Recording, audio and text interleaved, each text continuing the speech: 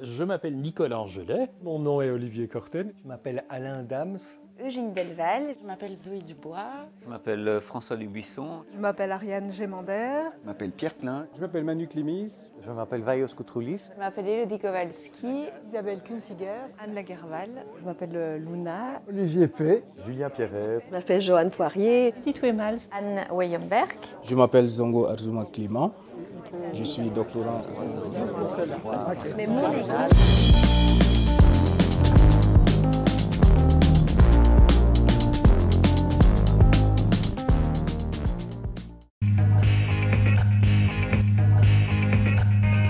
Arusha, évidemment.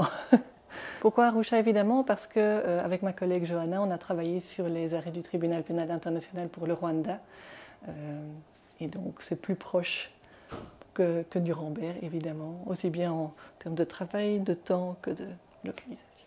Alors, je vais dire Nuremberg, parce que Nuremberg, c'est quand même l'acte fondateur, ou le procès fondateur du droit pénal international. Alors évidemment, à Nuremberg comme à Arusha, il y a le problème d'une justice sélective où on va juger que les vaincus. Arusha parce que c'est de mon époque et donc je l'ai vécu comme spectateur, d'abord le génocide et puis le tribunal pénal d'Arusha, et que pour moi c'était très important par rapport à la fois à la mémoire et à des bases pour une réconciliation possible dans un pays tellement déchiré par ce génocide. Nuremberg, je dirais, pour la valeur en tant que précédent en fait, et sans sous-estimer évidemment l'apport du TPR, mais c'est plus pour le côté, pour avoir été l'effet déclencheur de quelque chose qui a après pris une ampleur inattendue. De nouveau, j'ai peut-être une petite préférence pour les précédents plus lointains, et donc plutôt Nuremberg qu'Arusha.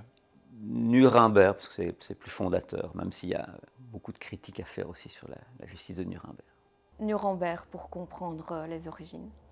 Alors j'ai un biais pour Arusha parce que j'ai travaillé dessus et que j'ai fait ma carrière sur l'Afrique après. Après, je ne me fais pas trop d'illusions sur les résultats d'Arusha, mais quand même. Ah, ça c'est vraiment une super bonne question.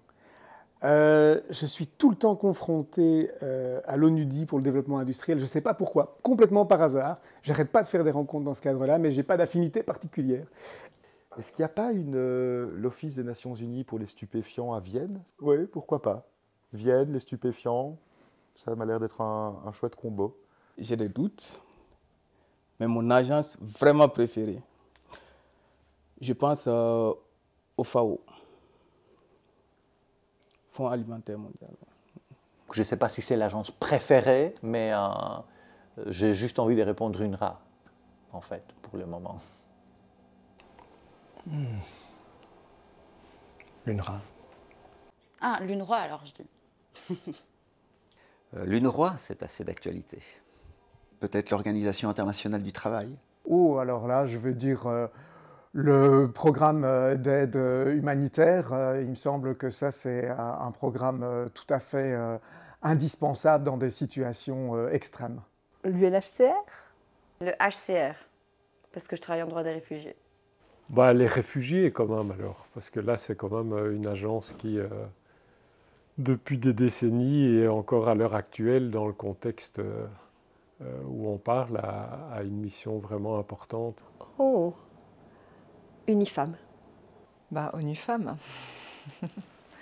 J'aime bien l'agence ONU Femmes parce qu'elles font tout un travail extrêmement important en récoltant toutes les données sur la place des femmes dans le monde, sur la position très subordonnée que les femmes occupent encore dans nos sociétés. Et je trouve que c'est un travail qui n'est pas tellement connu. Enfin, il est très connu des personnes qui se spécialisent un peu dans ces domaines-là, mais les internationalistes généralistes, ils ne vont pas forcément aller consulter les documents d'ONU Femmes, et donc j'en profite pour les inviter à le faire. Sans doute celle qui n'existe pas, qui est ou qui serait l'Organisation internationale des changements climatiques, ou la véritable organisation internationale là, de l'environnement.